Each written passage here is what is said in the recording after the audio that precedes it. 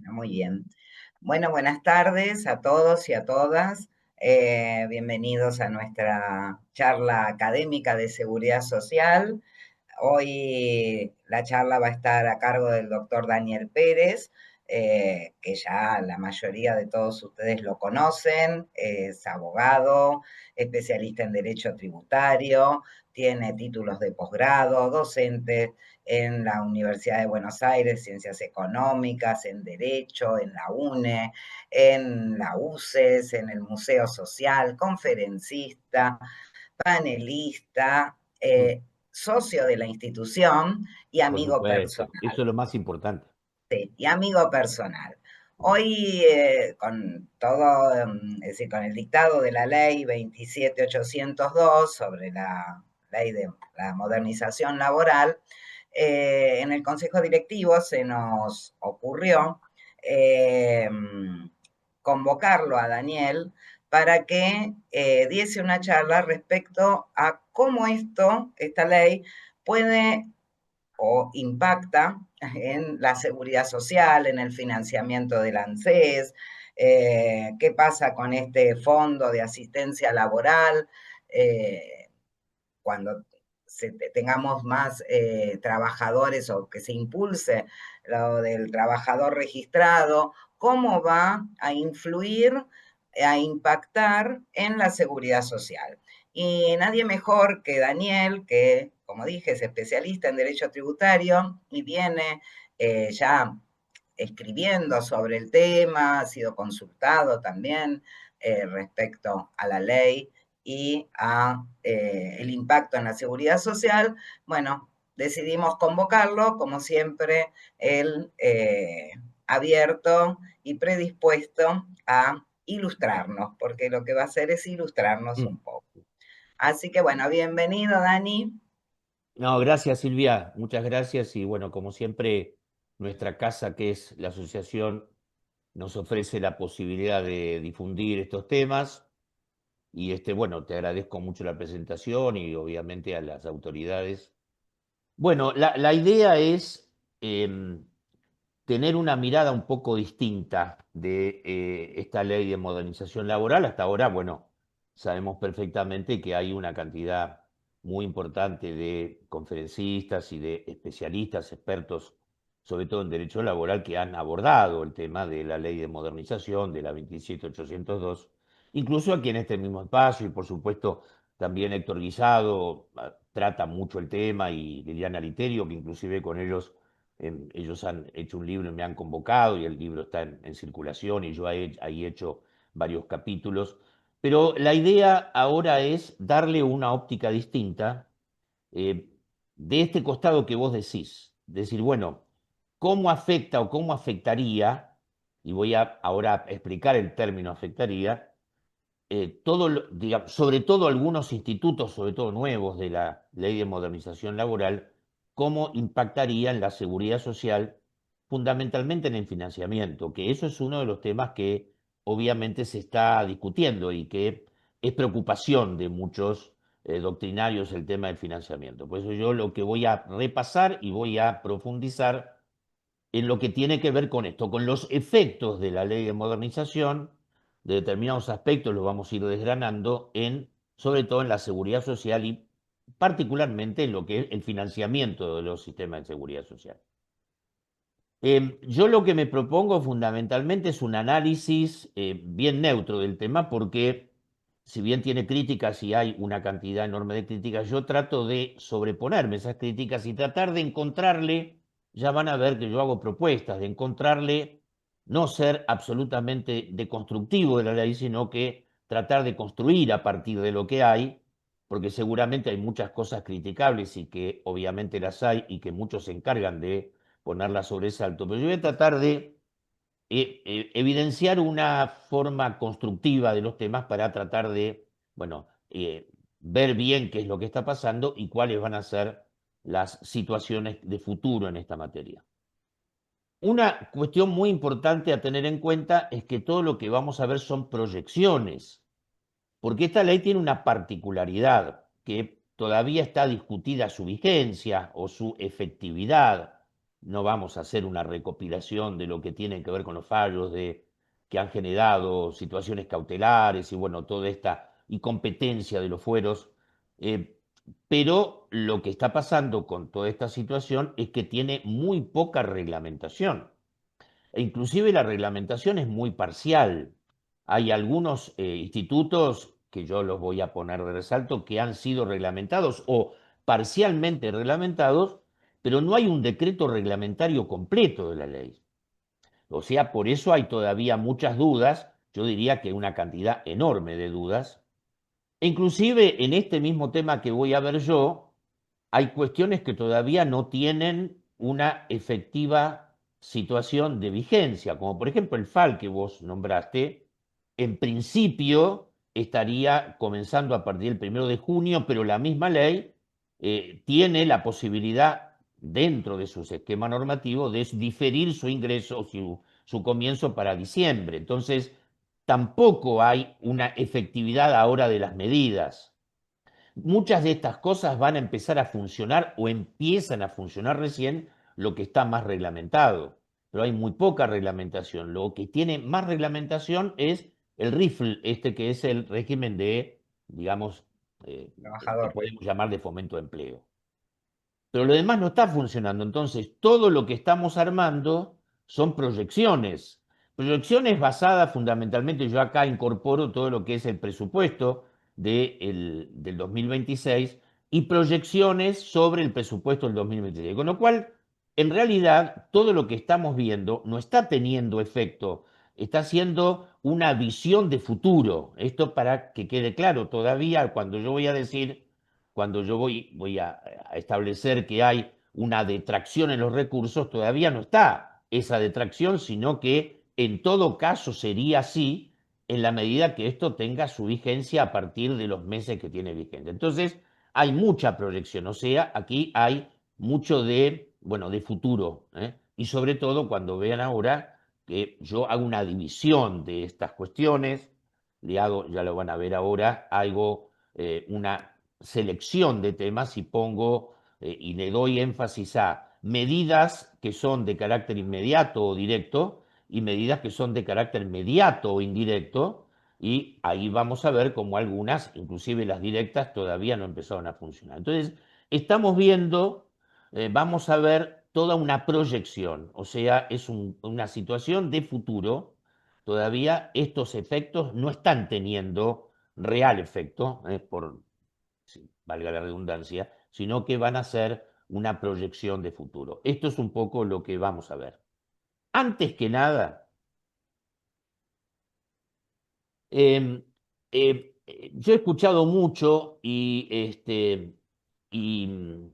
hay muchas opiniones sobre el tema del financiamiento, pero a mí me parece que incluso hay bastante desconocimiento de cómo es el financiamiento de la seguridad social. Por eso aquí, estas primeras dos pantallas, es decir, esto yo lo he dado muchas veces aquí en la asociación, pero para tener en claro de cómo se financia la seguridad social.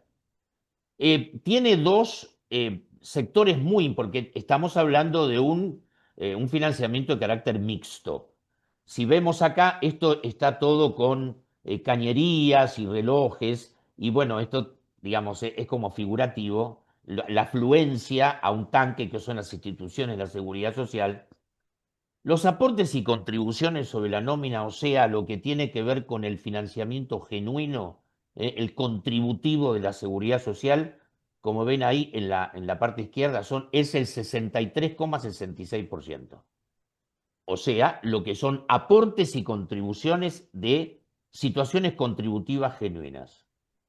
El resto viene de otros recursos, lo que llamamos recursos tributarios, que aportan el 36,22. Estas cifras son actualizadas. Todo lo que yo voy a dar en materia de cifras, lo que son cifras de estadísticas, son absolutamente actualizadas. Esto se viene repitiendo a través del tiempo, esta situación mixta de lo que significa el financiamiento de la seguridad social. Un 63, casi 64% viene de las fuentes naturales contributivas y el otro, el 36%, viene de recursos tributarios, que ahora vamos a ver cuáles son los recursos tributarios. Y por supuesto, para completar, hay otros recursos no tributarios, que son rentas de propiedades y hasta incluso los aportes del Tesoro, porque esto después lo vamos a ver cuando hay situaciones que tienen que ver con el déficit, producto de la situación de ingresos y gastos, el Tesoro aporta, entonces complementa para, porque acá lo importante es pagar las prestaciones, o sea, hacer lugar al pago de las prestaciones y sobre todo las prestaciones ahora con la movilidad del IPC. Entonces, esta es la forma, la situación mixta. No totalmente la seguridad social se financia con aportes y contribuciones. Hay una porción muy importante que es el 3622 de recursos tributarios. ¿Qué recursos tributarios? Yo esto lo dije varias veces, pero lo voy a volver a repetir. ¿Y por qué lo voy a volver a repetir? Porque es importante la conclusión que tenemos de esto. Estos son los recursos tributarios, o sea, el 3622. Ahí dice, no, el IVA, el 11% del IVA, saben ustedes que el impuesto al valor agregado es uno de los impuestos importantes en la República Argentina que obviamente recauda a partir de las transacciones, ¿no? La alocación de bienes y servicios, el intercambio de bienes. El 11% de esa recaudación, el 93, casi el 94% va a la seguridad social. Otro impuesto, estamos en la parte de los impuestos. El débitos y créditos, que ustedes saben que es este impuesto muy odioso que está en todas las transacciones bancarias, aporta el 100%. También los combustibles, combustibles nafta y gasoil, una porción importante, el 28,69 de esa recaudación va a seguridad social y obviamente el monotributo tributario va un 70% y el 100% del monotributo de la porción de seguridad social. ¿Qué quiere decir esto en materia de financiamiento? Y esta reflexión es muy importante. Los dos tributos o los dos recursos que recaudan más en la Administración Nacional son el IVA y Seguridad Social. Después viene ganancias, por supuesto, importante también el débitos y créditos, pero entre IVA y Seguridad Social y unos pocos más como ganancias y débitos y créditos aportan casi el 100% de la recaudación. ¿Y cuál es la particularidad, por ejemplo, del IVA? El IVA ¿sobre qué incide? Sobre las transacciones, sobre los precios. Con lo cual, el IVA recauda en función del crecimiento de la economía, vamos a ponerle crecimiento de los precios, o sea, recauda también por inflación. ¿Y seguridad social cómo se incrementa? ¿Y por qué es tan importante también seguridad social? Porque su base es la base de las remuneraciones. ¿Y las remuneraciones cómo se incrementan? Bueno, se incrementan a partir de las convenciones colectivas, o sea, el salario, más allá de que pierda o no pierda contra la inflación, que en algunos casos pierde y en otros casos no pierde, depende de los sectores, aporta importantes recursos, obviamente. Entonces, desde el punto de vista del financiamiento general de la seguridad social y más allá de lo que veamos que son las afectaciones que puede tener, es muy importante el financiamiento. Es muy difícil que haya situaciones de desfinanciamiento. ¿Por qué? Porque los dos tributos más importantes o los dos recursos más importantes son aquellos que se mueven en función de mecanismos inflacionarios, el IVA y de alguna forma las remuneraciones, que si las medimos en RIPTE, también vamos a darnos cuenta que el RIPTE se mueve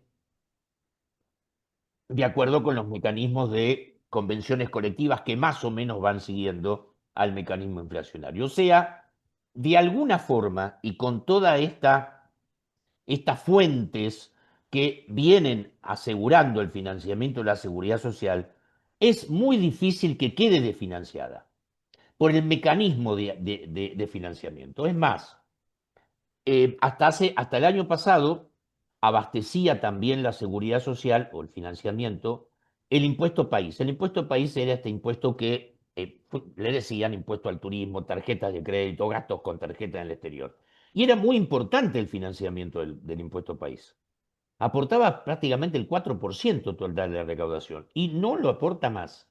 Y esto generó alguna situación de financiamiento, no le generó. ¿Por qué? Porque en todo caso, los demás, sobre todo IVA y Seguridad Social, se van recreando en el tiempo a través de los mecanismos obviamente de precios y de incremento de los salarios, con lo cual se va abasteciendo la seguridad social casi. ¿Por qué? Porque el método de financiamiento es muy fuerte. Entonces, no hay peligro de desfinanciamiento. En todo caso, habrá situaciones temporarias, pero en el tiempo y en la, digamos, proyección hacia el final, no existe problema de financiamiento. Y en todo caso, como son variables, seguramente lo que pasa es que si hay desfinanciamiento, ahora vamos a ver como hubo una readecuación de gastos. Ustedes saben que este gobierno tiene muy en vista el tema del déficit, entonces baja gastos y sube ingresos. Entonces, hay una medida muy reciente que es una disposición 026 que readecúa. E inclusive si llegara a situaciones de desfinanciamiento o de financiamiento severo, bueno, están los famosos aportes del Tesoro Nacional. Entonces, ¿qué quiere decir esto? Para sacarnos la duda de que se va a desfinanciar la seguridad social. Es muy difícil que esto pase por el mecanismo de financiamiento que es este que estoy mostrando yo. Entonces, primero, esto es lo primero que tenemos que tener en claro. Se financia a través de los recursos más importantes del Estado Nacional, entonces es muy difícil que haya problemas de financiamiento. Esto para que quede claro. Y que todo lo que vamos a ver en todo caso genera situaciones temporales, pero no permanentes. Esto es muy importante. Y esta estructura de financiamiento ya viene hace tiempo. Y se aseguró a partir, obviamente, todo normativamente. Así que muy importante esto. Esto primero para que lo tengamos en cuenta. Entonces, como yo les decía, vamos a ver ahora los efectos de esta reforma. Yo los clasifiqué en directos o inmediatos e indirectos o mediatos. Vamos a ver, decíamos, qué es la clasificación que yo practico, obviamente. Ahora, ¿por qué es muy importante lo que nosotros tenemos que analizar de lo que significan algunas medidas que tienden a generar empleo?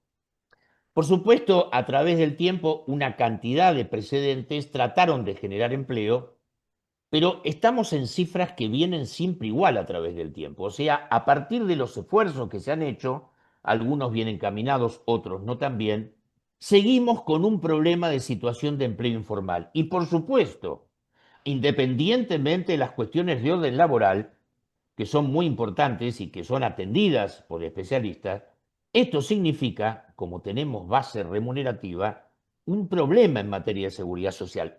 O sea, ese 63%, si hubiera más empleo registrado, aportaría más en materia contributiva, no haría falta tanto el abastecimiento de los tributos, de los otros tributos del 36%, porque se recaudaría mucho más de fuentes genuinas. Entonces, ese balanceo de 64 contra 36 es producto de, precisamente, una situación de falta de empleo o situación sobre todo de empleo informal, o sea, una cantidad importante de gente que está fuera del registro. Este es un tema muy complejo y que ha tratado de ser, digamos, remediado a través del tiempo con poco éxito, porque seguimos con las mismas situaciones. Entonces, estas cifras estadísticas actualizadas, por eso yo pongo la fuente para que se vea claramente que surgen de estadísticas bien serias. Boletín de Estadísticas Laborales, 35,8 la situación de empleo informal. Y aparte, fíjense que este dato del 35,8, que sale obviamente la Secretaría de Empleo y Seguridad Social, es tasa de informalidad excluyendo los beneficiarios de planes de empleo. ¿Qué quiere decir? Muchos beneficiarios de planes de empleo, que obviamente están con falta de empleo, no se lo toma dentro del empleo informal, se lo saca del empleo informal porque empleo informal en todo caso es personas que están ocupadas realmente y que no tienen registro o no tienen, como se le llama en la EPH, ingreso de aportes y contribuciones a los sistemas de seguridad social. Entonces, es muy alta la cifra. También hay otros mecanismos de estadísticos que nos dicen dónde están los problemas. Entonces yo siempre repito, pero perdón, si nosotros sabemos dónde están los problemas, ¿por qué no atacamos a los problemas en serio?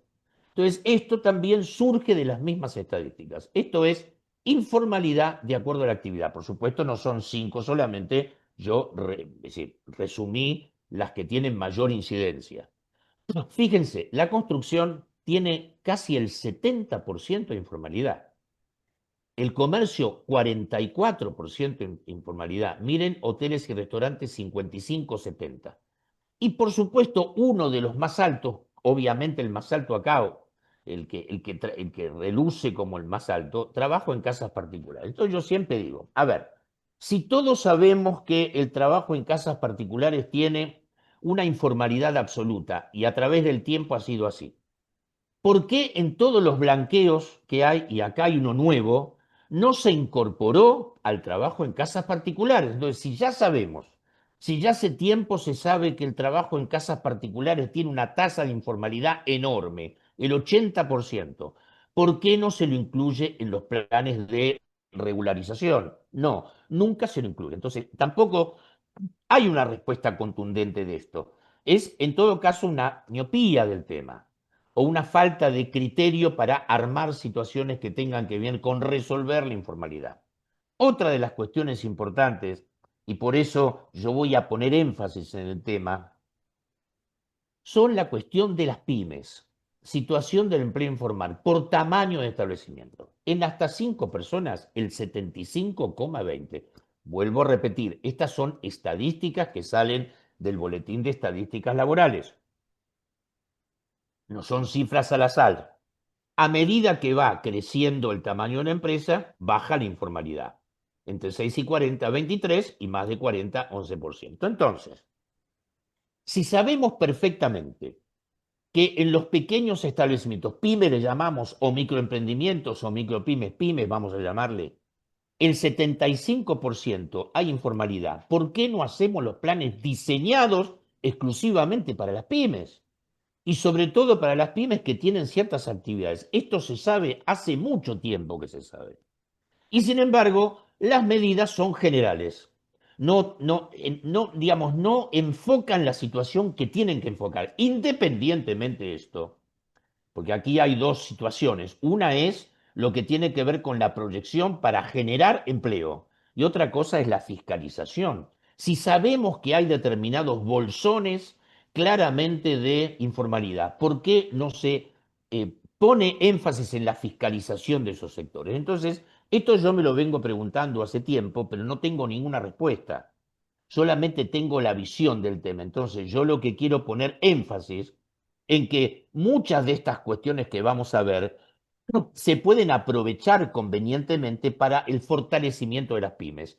Hay que fortalecer a las pymes. Esto es el tema fundamental, porque las pymes crean empleo, en donde se genera la situación de incremento de la actividad de las pymes generan, son generadoras de empleo. Entonces, esto es lo importante. Y lo que tenemos que tratar entonces es como vamos ahora a desarrollar estos conceptos que tienen de institutos especiales para generar empleo, bueno, tratemos de utilizarlos y buscar la mejor forma de utilizarlos convenientemente. Esto del punto de vista de lo que es estadístico.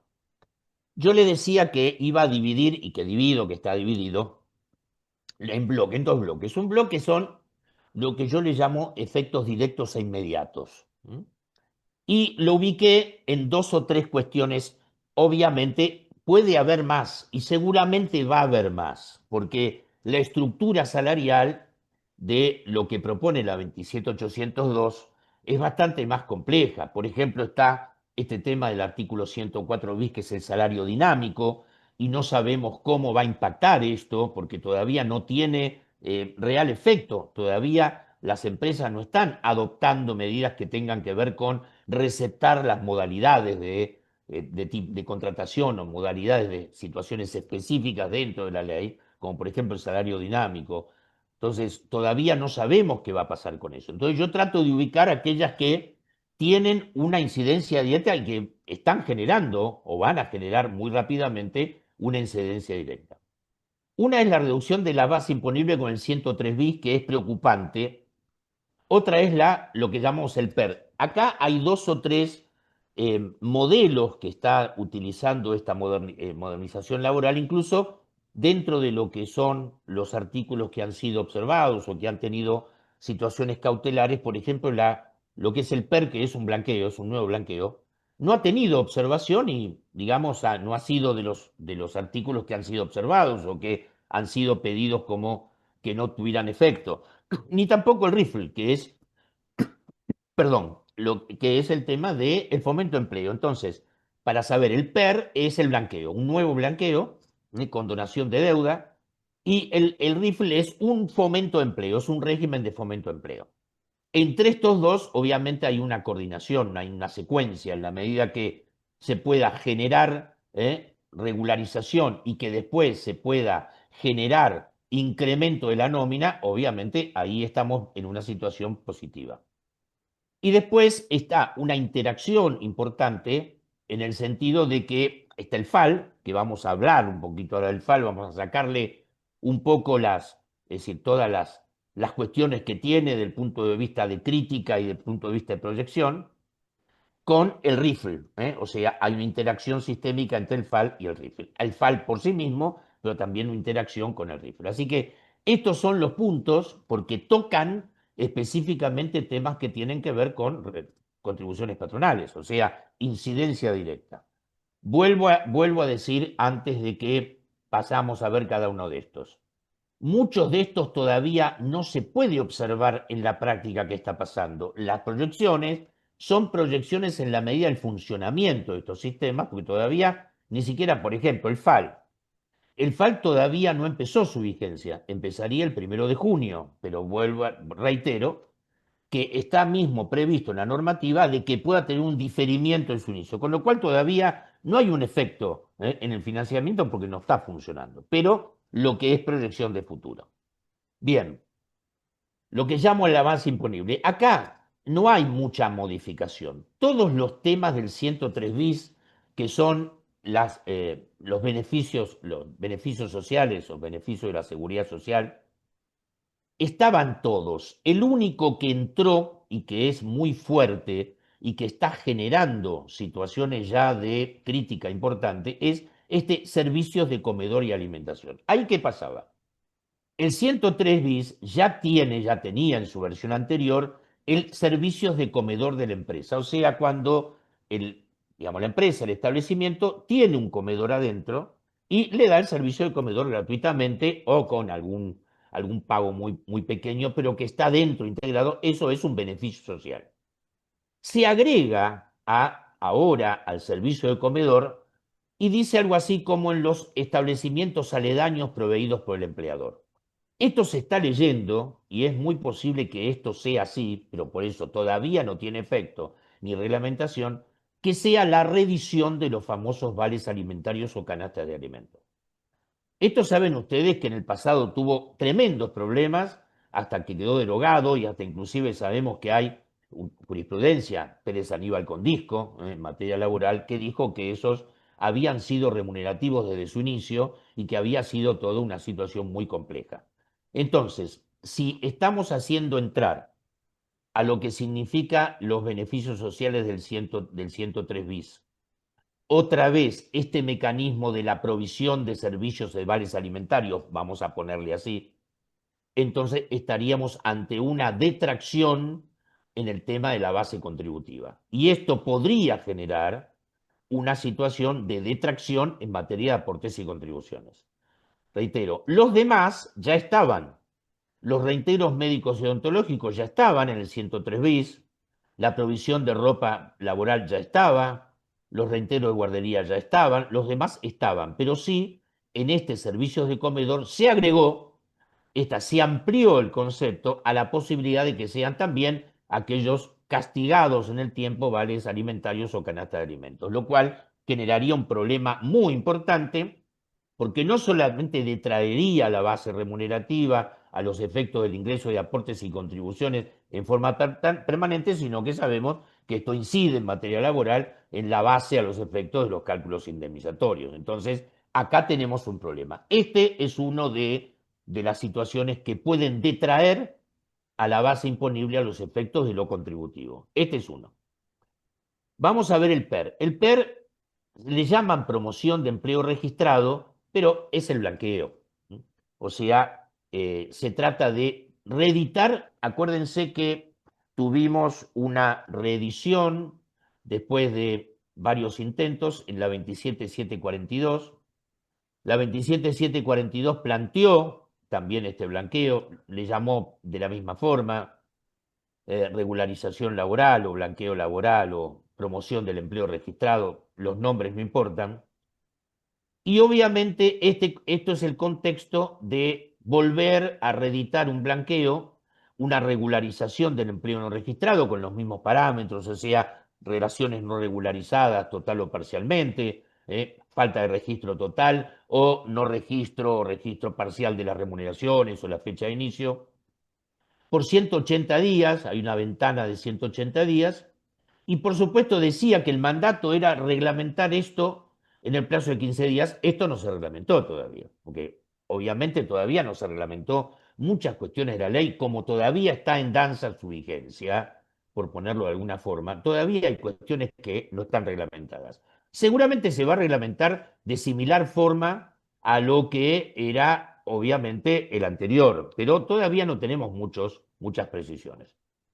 ¿Esto qué genera? Genera extinción de acción penal en el caso de que haya persecución penal, penal tributaria por delitos de la seguridad social, y viene una situación que estimamos que también esto es uno de las situaciones que detrae importantes cuestiones de abastecimiento de los sistemas de seguridad social, porque lo que hay condonación de deudas, condonación de deudas, condonación de sanciones de tipo infraccional y por supuesto la extinción penal y también la baja en este registro, que es el registro de infracciones laborales de la seguridad social. O sea, hay una protección. ¿Qué hace? Desactiva la sanción. Entonces, el mecanismo de disuasión y percepción de riesgo había hecho acumular las multas de toda esta, es decir, multas laborales y de seguridad social, y entonces esto neutraliza y registra hacia adelante condonando deudas, con lo cual es una detracción concreta de los sistemas de seguridad social. ¿El impacto económico dónde está? Bueno, se garantiza la ley que por lo menos hasta el 70% se condona la deuda de obligaciones de seguridad social. Sabemos perfectamente que más allá de cuestiones que han tenido que ver con modificación de la 14236, donde que genera una situación de prescripción especial, que en otro momento lo podemos ver, pero la prescripción sigue siendo decenal en materia de seguridad social y se pueden haber acumulado durante 10 años aportes y contribuciones muy importantes. Bueno, lo que garantiza el PER, o este régimen de blanqueo, o blanqueo laboral, como quieran llamarlo, regularización, es condonar el capital y los intereses respecto de todo lo que tiene que ver con los abastecimientos de las obligaciones en materia de seguridad social hasta un 70%. Y por supuesto el 30% restante lo que prevé es la posibilidad de hacerlo en cuotas, a tasas máximas compatibles con las tasas financieras, con un pequeño anticipo. Y obviamente esto lo que genera, sí, obviamente, si se regularizaran esas situaciones, habría un ingreso importante de aportes y contribuciones y acá obviamente hay un 70% garantizado por la misma ley de condonación. Ahora, si en realidad esto funcionara con este beneficio, ¿sería beneficioso? Sí, claro.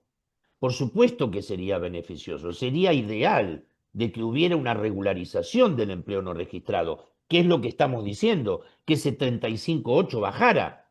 Pero claro, los beneficios son lo suficientes o en todo caso, la perspectiva de los empleadores para ingresar es una perspectiva importante de futuro. Y bueno, esto es lo que hay que ver si los empleadores ahora quedan atraídos por este mecanismo. No sucedió esto en el último.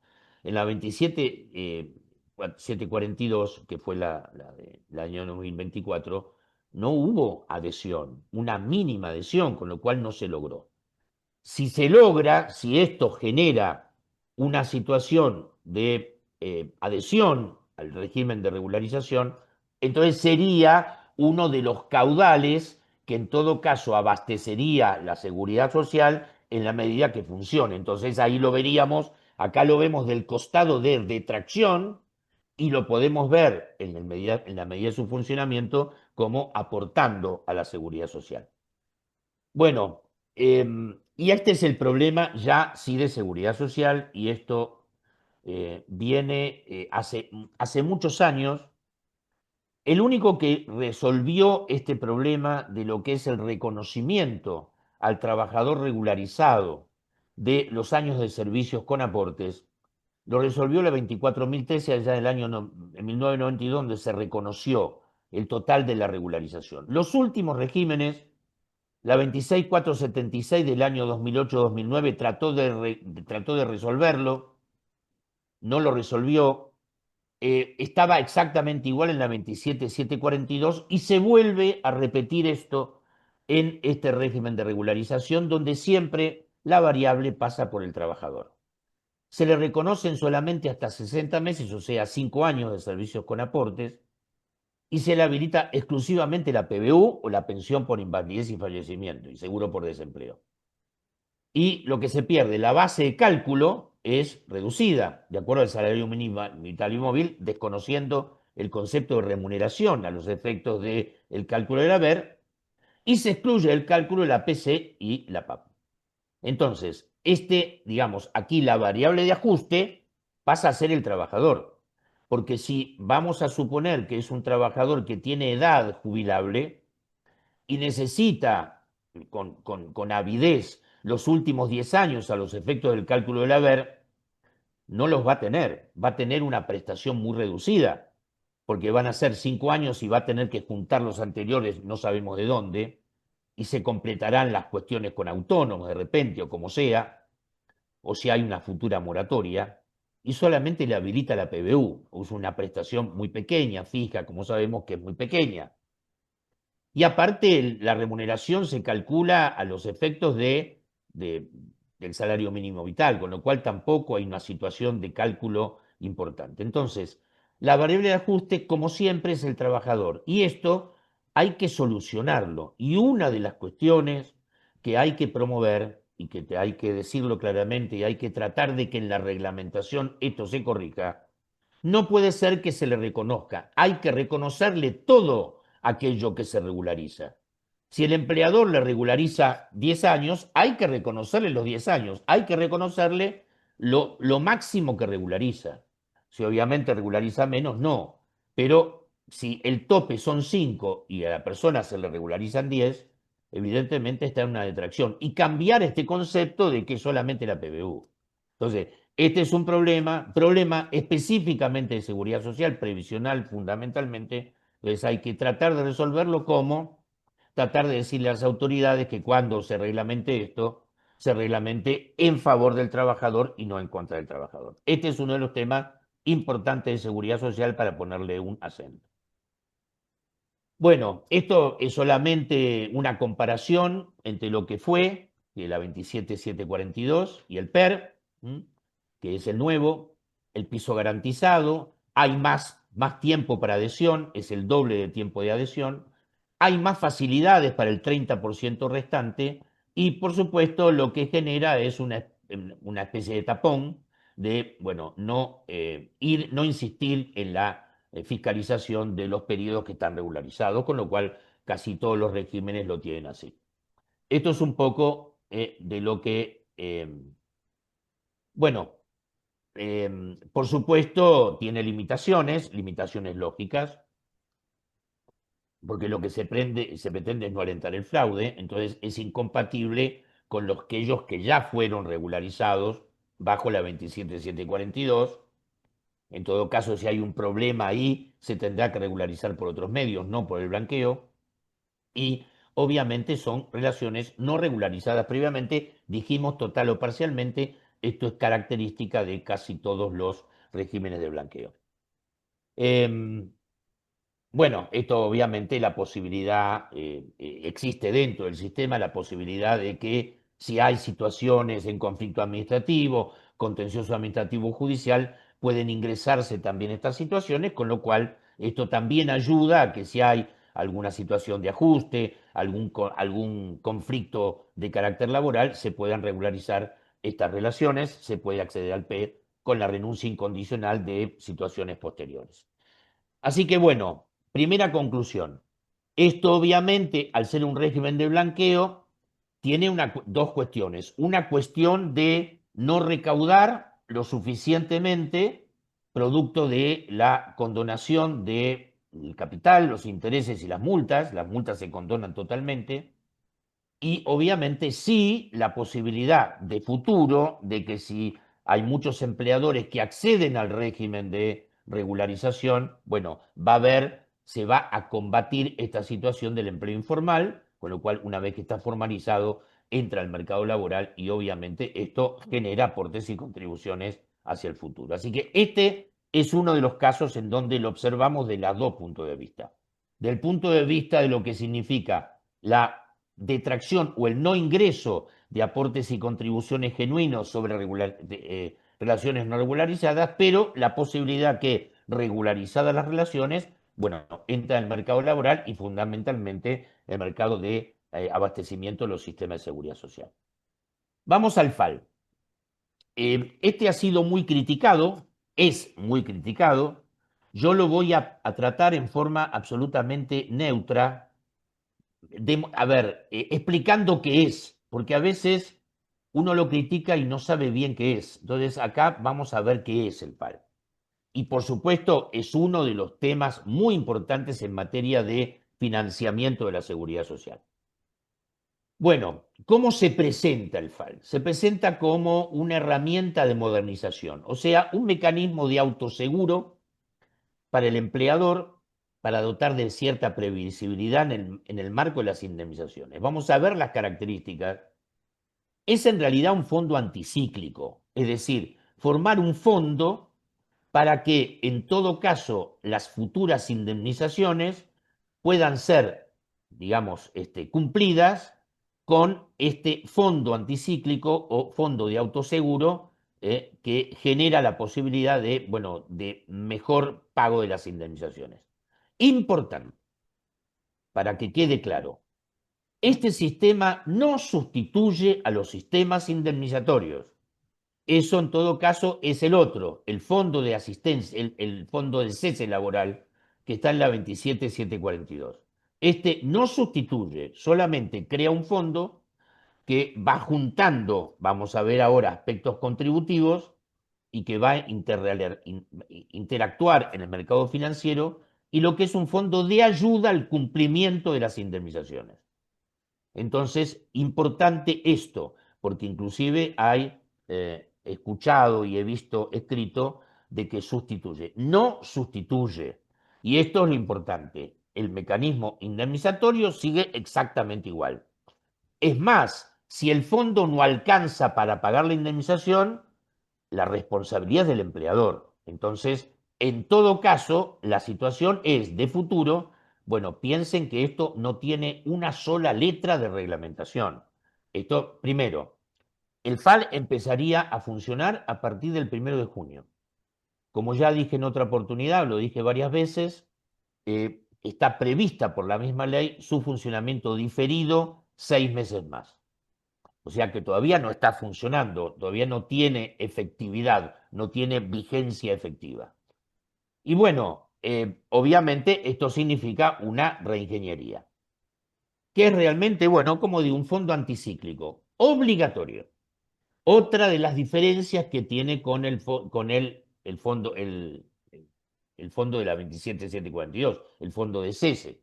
El fondo de cese es un mecanismo sustitutivo, pero que tenía que ser o tiene que ser, no está derogado el fondo de cese laboral. No solamente no está derogado, sino que está plenamente vigente y totalmente reglamentado. Lo que sucedió fue que ninguna convención colectiva, y ahí está la pauta importante, lo recogió como mecanismo sustitutivo, con lo cual no está funcionando. O sea, está armado, tiene todo su armado estructural y normativo, pero no tiene funcionamiento. ¿Por qué? Porque no lo recogieron las convenciones colectivas. Y ese es en la medida que la convención colectiva lo ingrese a el plexo normativo convencional, funcionaría como sustitución. El FAL no es sustitución, y esto es muy importante. ¿Qué es lo que hace desde el punto de vista de la transformación financiera?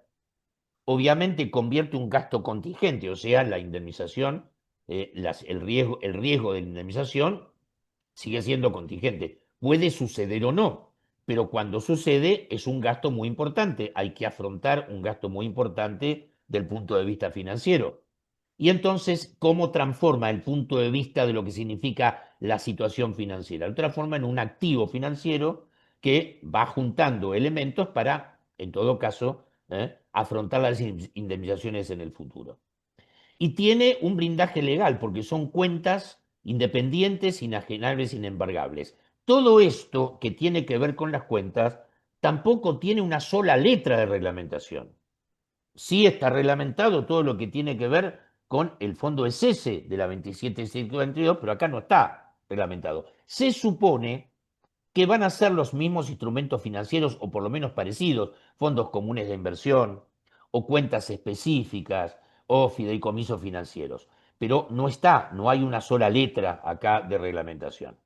Pero por supuesto ya está previsto de que es una cuenta inembargable por parte de los terceros. ¿Qué se afronta? ¿Cuáles son los mecanismos de afrontamiento? ¿Qué es lo que se afronta con con el FAL? El despido sin causa, el 245, despido indirecto, 246, terminación por mutuo acuerdo, 241, fuerza mayor, vencimiento en plazo, muerte, incapacidad, preaviso, integración, mes, despido. Que no está incluido temporalmente, porque la misma ley dice sin perjuicio de que se pueda extender a otras situaciones de carácter indemnizatorio. Por supuesto no está el 242 porque el despido sin justa causa inicialmente no tiene mecanismos indemnizatorios.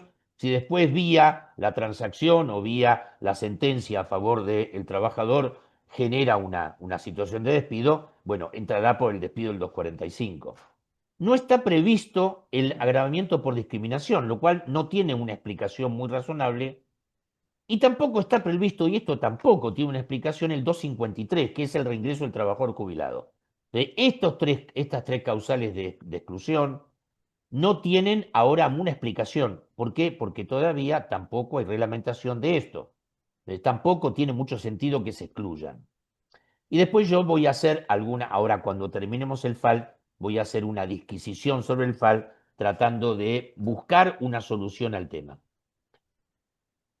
En este sentido, para el empleador es una ecuación de costo neutro. ¿Por qué? Porque su ingreso, que es una contribución al FAL, que vamos a ver ahora es una proporción de 1 a 1,5% de la base remunerativa para las grandes empresas, y de 2,5 a 3, o sea, está inicialmente 1 y 2,5, con posibilidad de extensión a 1,5 y 3 tiene una compensación a través del artículo 76, y esta es la gran crítica, la gran situación, de reducción de las contribuciones patronales en la misma proporción. Y esto es lo que vamos a analizar ahora. Esto está previsto. Entonces, para el empleador es un costo neutro. ¿Por qué? Porque en todo caso lo que contribuye al FAL le detrae o le compensa de las contribuciones a la seguridad social. En el mismo porcentaje, el 1 o el 1,5, el 2,5 o el 3. Entonces, tiene ahí una neutralidad en el costo. Entonces, para el empleador es un beneficio, obviamente. El problema está, en todo caso, acá. ¿Podemos decir que este es un subsidio estatal encubierto? Y sí, lo podemos decir.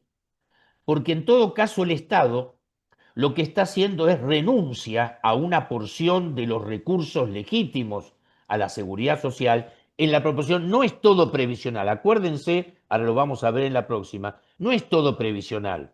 Al subsistema integrado de jubilaciones y pensiones, al Fondo Nacional de Empleo, asignaciones familiares, a esos subsistemas y al PAMI. Es a todos, no es solamente al previsional. Entonces no se puede decir que es una situación estrictamente de detracción previsional. Es a todos los subsistemas de la seguridad social al que van las contribuciones patronales. Bien, por supuesto queda fuera lo que es obras sociales y queda fuera lo que tiene que ver con riesgo del trabajo. Es a esos cuatro subsistemas. Entonces, el Estado está renunciando a una porción recaudatoria y lo que hace es, en todo caso, generarle un fondo fijo o generarle este fondo anticíclico para que pueda coadyuvar, y así dice la palabra, coadyuvar al pago de las indemnizaciones. Entonces está transformando a una recaudación natural en materia de seguridad social por el abastecimiento de un fondo que es en beneficio del empleador. Pero aparte, el incentivo fiscal es doble, porque aparte exime a este fondo, porque el fondo interactúa en el sistema financiero, entonces puede tener rentas, como va a tener, vamos a suponer que sean fideicomisos financieros, o vamos a suponer que sean fondos comunes de inversión que tengan adentro instrumentos financieros, puede tener rentabilidad. Esa rentabilidad va a ayudar a que el fondo pueda abastecer los mecanismos indemnizatorios. Pero esa rentabilidad también está exenta de impuesto a las ganancias. Entonces, hay un doble beneficio. El beneficio de creación del fondo anticíclico y el beneficio de que es intangible no solamente en materia de intangibilidad del fondo, sino también en materia impositiva. Así que es un doble incentivo. Y acá está el tema. ¿Qué significa esa detracción o esa compensación? ¿Cuánto le resta al sistema? Le resta al sistema 0,46 del PBI. Esto es un cálculo, por supuesto, un cálculo aproximado, porque como decimos, todavía no está funcionando. Entonces, todavía al no funcionar, no sabemos el impacto global, pero sí es un impacto importante, de 0,46 del PBI. ¿Mm? Piensen ustedes que todo el financiamiento de la seguridad social más o menos son entre 8 y 9 puntos del PBI, con lo cual es medio punto del PBI, con lo cual es importante. Es importante el impacto del FAL en función de este cambio de resignar el Estado una porción de las contribuciones a favor de la creación del fondo anticíclico. ¿Eh? Entonces, qué es lo que hay que observar? Lo que hay que observar es esta detracción y en todo caso, cómo podemos resolverla para el futuro. Y yo digo, y acá va mi propuesta, y ya lo dije esto en varias oportunidades. Vamos a pararnos acá, voy a ir para atrás, ¿no? Acá. Vamos a pararnos acá. Si esto sirve vamos a suponer que esto es un beneficio para que se cumplan, obviamente, las indemnizaciones. Y si nosotros estamos diciendo que le detrae una porción importante, el 0,46 del PBU al sistema, a los sistemas de seguridad social. Y si utilizamos la imaginación y decimos, a ver, como hay causales excluidas que son indemnizatorias, y si yo digo, bueno, como esto detrae, perdón, recursos de los sistemas de seguridad social, y si también sirve como la mochila austríaca para formar un fondo de jubilación o pensión de futuro, porque están todos ahí, no es del trabajador la cuenta es del empleador, pero es de tracción de contribuciones que van a los sistemas. Y por supuesto, y si el trabajador nunca es despedido, cuando se va, no tiene nada, porque no va a tener ninguna situación de cálculo indemnizatorio. Y si ese dinero que se juntó también sirve para, en todo caso, formar un pilar formado a través de contribuciones específicas del empleador, ¿sería posible? Yo creo que sería posible. ¿Y esto qué haría? Haría, en todo caso, resolver un tema. Entonces, porque aparte este sistema es obligatorio, y si inclusive hasta se podría poner un poco más voluntariamente, está previsto que haya situaciones de voluntariedad también, y va a haber rentas. Entonces, si también una vez que el trabajador se fue, eso le genera la posibilidad de un fondo, digamos, vamos, una renta vitalicia, por decir una cosa. ¿Sería posible? Yo creo que sería posible. Y esto sería construir en vez de deconstruir totalmente. Entonces, salvar la situación a partir de generar una posibilidad de instrumentos que en el mundo funcionan, como por ejemplo, reitero, la mochila austríaca. Esto es una propuesta. Yo la propuesta ya la hice. Esperemos a ver qué pasa cuando esto tiene que ser legislativo, obviamente, pero existe la posibilidad de que sea, existe la posibilidad. Bien, FAL. el régimen de formalización laboral. Esto no es un blanqueo, esto es un fomento de empleo. Acá se trata de alentar la entrada al mercado laboral. Hay una ventana de 48 meses en donde, o sea, un periodo de 48 meses donde los beneficios de este régimen, que son importantes, tiene los dos costados. Detracción importante de las contribuciones, porque son beneficiadas por este sistema, pero la posibilidad de que se incremente en el futuro producto del funcionamiento de la formalización. Entonces, la mecánica es una reducción de alícuotas. Siempre estamos hablando de que son aquellos subsistemas que son los 4 que están en la CUS. Y la vigencia temporal, inclusive hay la misma ley establece que los empleadores que hayan iniciado a partir del 10 de diciembre pueden completar su nómina con este mecanismo hasta el 80%. Entonces es un beneficio interesante. ¿Cómo es la cosa? ¿Cómo es la ingeniería? Bueno, ¿cuál es la población que puede ser ingresada a través de este régimen de fomento? Y ahí es bastante interesante porque van a los sectores vulnerables, aquellos que no tienen registro laboral, o sea, que no estaban registrados, no por blanqueo, esto es muy importante, no que yo estoy blanqueando acá, yo acá estoy tomando personal genuino, no que estoy blanqueando mi propio personal, porque el blanqueo es el otro, es el PER. Entonces, muy claramente, después vamos a ver cuáles son las limitaciones que tiene esto de no poder tomar personas que hayan estado vinculadas conmigo 12 meses anteriores. Entonces, esto no es el blanqueo, esto es la promoción de empleo. Trabajadores sin registro que estén desempleados por 6 meses, monotributistas que no tengan registro laboral y ex empleados públicos, o sea, todos sectores de situación vulnerable. Y acá, ¿dónde está el tema? ¿Dónde está el tema? La importantísima rebaja de las contribuciones patronales. Ustedes saben que actualmente hay digamos, dos espectros, el 18% contributivo, siempre estamos hablando de los 4 subsistemas, el 18% para pymes y el 20,40% para no pymes. Esto bajaría del 18% al 5%.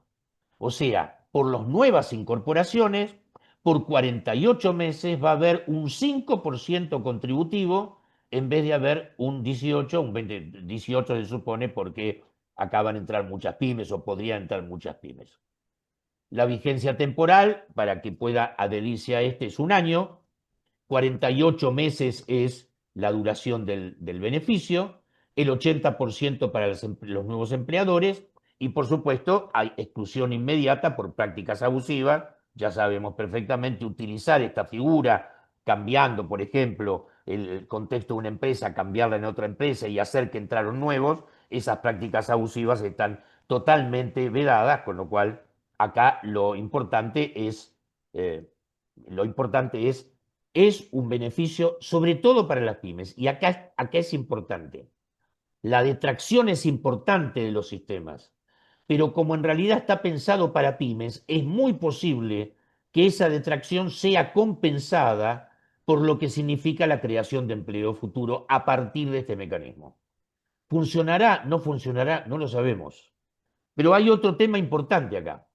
El tema importante es que como es un sector vulnerable, y este sector vulnerable muchas veces tiene planes sociales, está la posibilidad de que las personas por un año mantengan, o sea, lo que se llamaba puente al empleo, por un año va a mantener el plan social y entonces va a ser un subsidio especial para el trabajador porque va a mantener su plan social y va a tener una relación dependiente. Obviamente con los aportes y contribuciones, los aportes obviamente son de ley y no se rebajan, esto es solamente contributivo. Entonces, es importante la situación y es importante porque alienta la posibilidad de ingreso de personas en mercados vulnerables con una relación de dependencia genuina y con una reducción importante del costo tributario laboral para el empleador. Es interesante para las pymes. Esta medida no ha tenido objeción. Dentro de esos famosos 82, 83 artículos que son aquellos que suspendió, que tuvieron suspensión cautelar del juzgado 73 y que todavía se está discutiendo y la Cámara en el contencioso ha asumido la competencia, no estaba este. Con lo cual no se está viendo incorrecto, nadie ve incorrecto, no hay posibilidad de verlo incorrecto lo que sea generación de empleo, porque precisamente lo que tenemos que tratar de resolver es aquello que está haciendo ruido, que es lo primero, el empleo informal y sobre todo en las pymes. Entonces, esto es una medida concreta. Bueno, acá hay una matriz de interrelación del FAL con el RIFLE, quiere decir esto que sencillamente que aquellos que ingresen por RIFLE y de todos modos el empleador tiene que contribuir y no tiene la compensación. O sea, entonces, el caso de los trabajadores nuevos a partir del RIFLE, también el FAL funciona respecto de ellos, pero no aplica la compensación. O sea, el ingreso de la contribución del empleador es genuina. Entonces, en la medida que haya más ingreso, no hay detracción de los sistemas de seguridad social por el FAL. En todo caso, está la reducción contributiva del RIFLE. Importante esta interacción de entre uno y otro. Y bueno, perdón, ¿cuál sería la pérdida estimada de lo que significa de todos estos casos, de todos los que vimos como incidencia directa del PER, o sea, la falta de ingreso de aportes y contribuciones por regularización, del FAL, de la rebaja de contribuciones del RIFLE? Esto sería 1,63 billones. ¿Importante? Sí, muy importante. Entonces, sí, acordarnos que esto es todo, porque el FAL solamente era 0,46 del Producto Bruto. Y siempre acuérdense que son estos subsistemas. No es solamente previsional, no impacta solamente en el aspecto previsional, impacta también en lo que es el Fondo Nacional de Empleo, asignaciones familiares y el instituto, que saben ustedes que tiene porción de aporte y contribución. Entonces, esta es la fotografía. ¿Es importante la detracción? Es importante. 1,63 billones. Obviamente es una estimación. Estimación en función del presupuesto del 2026. Y ahora vamos a ver la contracara. ¿Es posible generar una cantidad importante de incrementos a partir de estas medidas para, en todo caso, llegar al equilibrio en función de la detracción que significa el 0,46 por el FAL más 1,63 billones? Es lo que vamos a ver en el segundo bloque. En el segundo bloque vamos a ver los efectos indirectos o mediatos. Bueno, acá también son proyecciones. Obviamente, la aplicación del universo contributivo está muy basada fundamentalmente en lo que significa este tema de la masa salarial declarada. O sea, en la medida en que haya un abastecimiento y un desagote, el RIFLE, que es el mecanismo de fondo de empleo, se va a transformar. Por eso yo les decía, hay algunos que se transforman de una situación que tiene que ver con, en todo caso, detracción, como es el RIFLE, que tiene que ver con, digamos, una disminución importante de la contribución. Si nosotros estamos utilizando este mecanismo de futuro, también estamos catalizando la situación hacia el futuro. De acuerdo a lo que significan las proyecciones de la recaudación, se está pronosticando, de acuerdo a lo que significa la evolución de la recaudación, que las contribuciones estarían experimentando un alza interactual en el año 2026 del 27,2. Esto sería menos que la inflación. ¿Por qué? Porque últimamente, en los últimos 6, 8 meses, creo que aproximadamente, 8 meses, la recaudación real está por abajo de la inflación.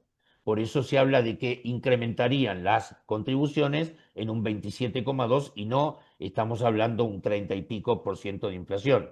Calculado en el 10% en el presupuesto, lo cual ya no es así, ya el presupuesto en eso falló, ya vamos a tener mucho más del 10% del 2026, pero bueno, esta aceleración generaría una cantidad importante de millones, o sea, el 27,2 de recaudación, o sea, esto mantiene la recaudación en los términos más o menos proyectados.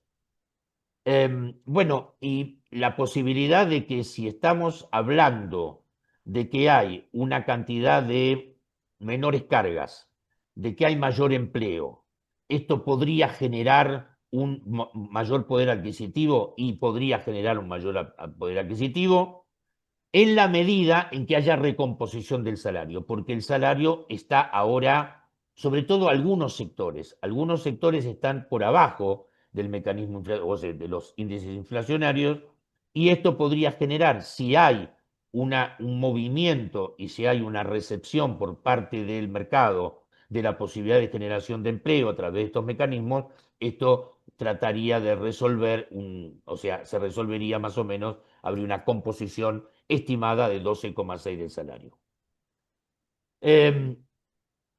Está también, esta es una proyección también.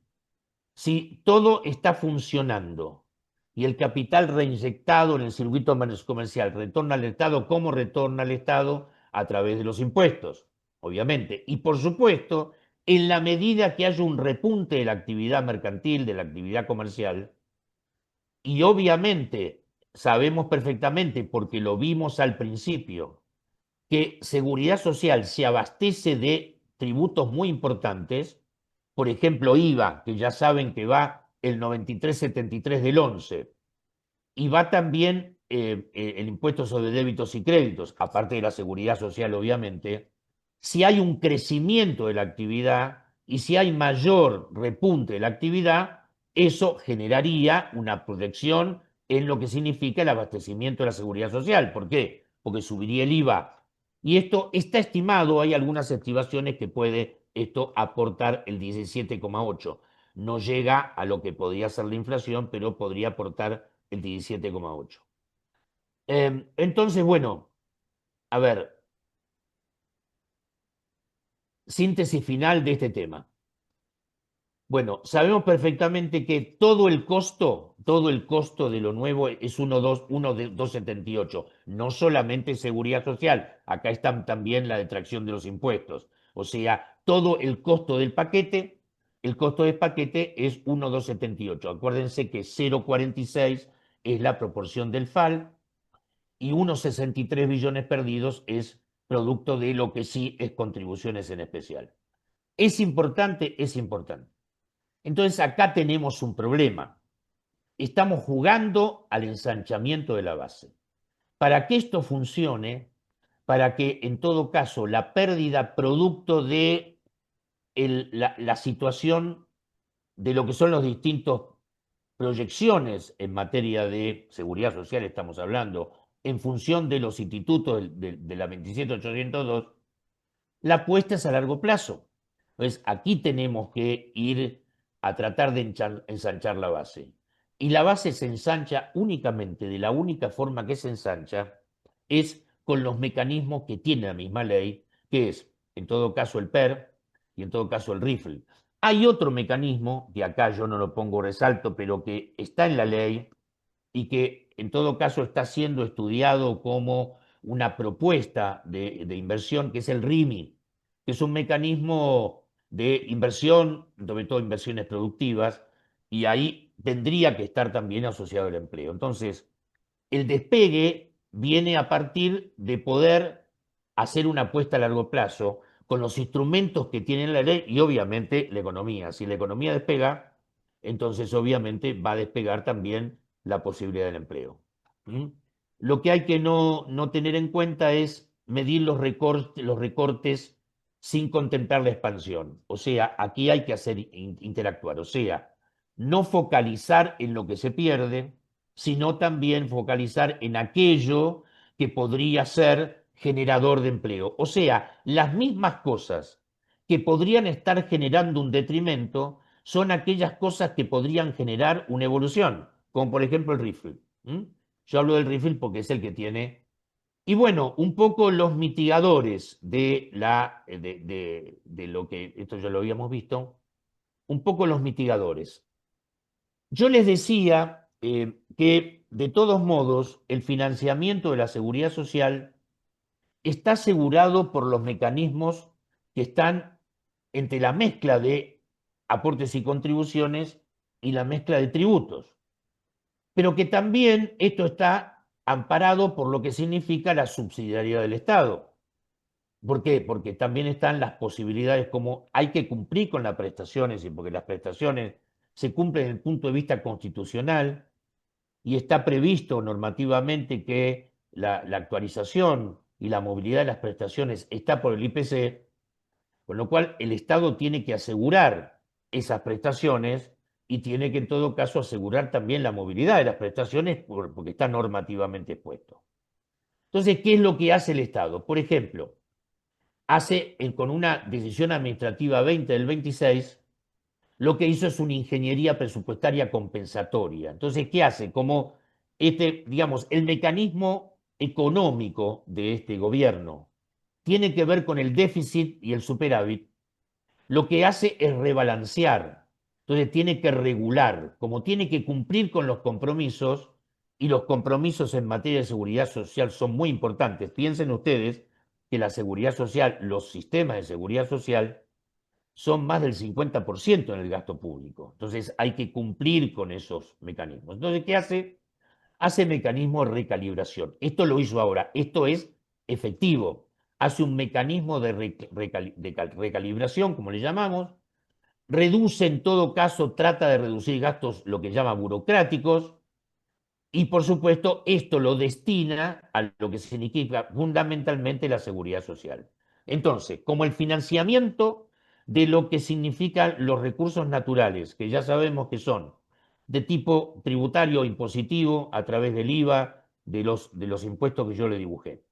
La seguridad social, que es muy importante a partir de lo que es la movilidad entonces de los salarios, que de alguna forma está atada a las convenciones colectivas. Si eso está asegurado también por mecánica de recalibración, entonces no vamos a tener ningún problema de financiamiento. Entonces, ¿es muy importante la detracción al sistema? Sí, es muy importante. Pero ¿el sistema mismo asegura su equilibrio? Sí, el sistema mismo asegura su equilibrio. Entonces yo creo que no vamos a tener inconvenientes y sobre todo la posibilidad de que si funcionan los sistemas, si funciona el blanqueo, si funciona este régimen de incentivo que es el RIFL, si funciona lo que significa, bueno, este RIMI, que es un mecanismo de inversiones, si funciona la economía, obviamente va a haber posibilidad de superávit. Esto es un poco la visión de lo que nosotros tenemos que tratar de aportar. Esto fue solamente una visión. Les vuelvo a reiterar, esto tiene que ver con una objetivación del tema, tratar de tener una visión. Por supuesto, aquí hay todas cuestiones de proyección. Todavía, les repito, no está funcionando, obviamente no está funcionando porque hay muchas cosas de futuro. Entonces la idea es tener una visión global del tema y establecer que hay problemas, que hay situaciones complejas, pero que en la medida en que funcionen los sistemas y funcione la economía, no tendremos mayores problemas en materia previsional, sobre todo que es lo que nos interesa. Bueno, muchas gracias. Si quieren hacer preguntas, por supuesto, estamos Así es. para ayudar. Bueno, muchas gracias, Dani. Y aquella persona que quiera hacer alguna pregunta, si le quedó alguna duda, eh, puede hacerla. Levanta la mano Valeria Guzmán. No, dice que está transcribiendo esta Dice que está llamada. transcribiendo esta llamada con Pero mi podés expresión. activarte el micrófono, Valeria Guzmán. Activate el micrófono y hace la Claro, pregunta, in si voce. querés, in voce. Y si no había levantado la mano la doctora Domínguez, ¿o no? Gladys, activate Yo no estoy el... viendo, no estoy Hola, ¿qué viendo. tal? Aplaudí. Ah, Gladys Domínguez, sí. ¿Qué tal? Hola, Gladys. El ¿Qué otro tal? día, vos sabés que el otro día me apareció, así de repente, una charla que habíamos dado en San Martín del tema de García María Isabel. ¿Te acordás? ¿Te Debe acordás ser que dimos el tema de transmisión de impuestos? ¿Eh? pensamiento. Debe ser transmisión de pensamiento porque hace días que estoy pensando en usted que lo quería invitar para que dé otra Bueno, charla. por supuesto, con todo gusto. Estaba viendo esa charla del año 2020, Gladys. ¿Te acordás? Ah, Bueno, en ese momento, hoy ha quedado superado el tema Sí, de... de Hay una ganancia. última, en una nueva materia de esto de García convocatoria María Isabel, hay una última información muy importante. de ARCA. Arca ha Sí, emitido una sí, disposición, ¿viste? el Dijo, 15, Sí, bueno, que el 15 no de mayo. vamos a recurrir más todas aquellas cuestiones que le den validez a impuesto a las ganancias sobre jubilaciones y pensiones. Quiere decir así es. que se Exactamente. acota el problema y no va a haber más, en todo caso, ni apelaciones, o sea, no va a llegar más recursos extraordinarios, no va a llegar más queja a la Corte por este tema. Así que es muy Incluso, importante porque, ¿qué está haciendo la AFIP? Está tomando todo lo que es García María Isabel y los posteriores, así. Y es Y todos los más, García. todos los inclusive, demás. Así que inclusive, muy sí, importante sobre todo acá por los retroactivos, porque el haber ya no está generando situación de impuesto a las ganancias, pero los retroactivos sí lo pueden generar. Así que muy importante esto que tiene que ver con la decisión de Arca. Eso te lo quiero. inclusive si interpusieron el recurso extraordinario, pero no está Van sustanciado, a desistir, ARCA pide que se desista. desistan, Así que exacto. es Muy muy claro importante. el objetivo que tiene para este grupo tan vulnerable, ¿no? Muy Así es. Muy exacto. Pero vos importante. sabés una cosa, yo la disposición, yo la tengo y la colgué en LinkedIn, habla de los casos en que haya vulnerabilidad, pero yo creo que no es así, que se van a desactivar todos los casos, porque en realidad la jurisprudencia ya fue por encima de la vulnerabilidad y ya va Totalmente. a el Seguro Social. Lo que falta solamente el broche sería que el legislativo recoja todo esto y modifique la ley, porque si modifica la Claro, ley y desgrava las jubilaciones y pensiones, se acabó el problema. totalmente. Pero Totalmente. vamos en esa línea, ¿eh? Vamos en esa línea. Sí. Muy Y pensar que venimos luchando con esto, es decir, se va a acordar, decir que no está Silvia, perdón, Silvia no, que no está Victoria, Victoria. Sí.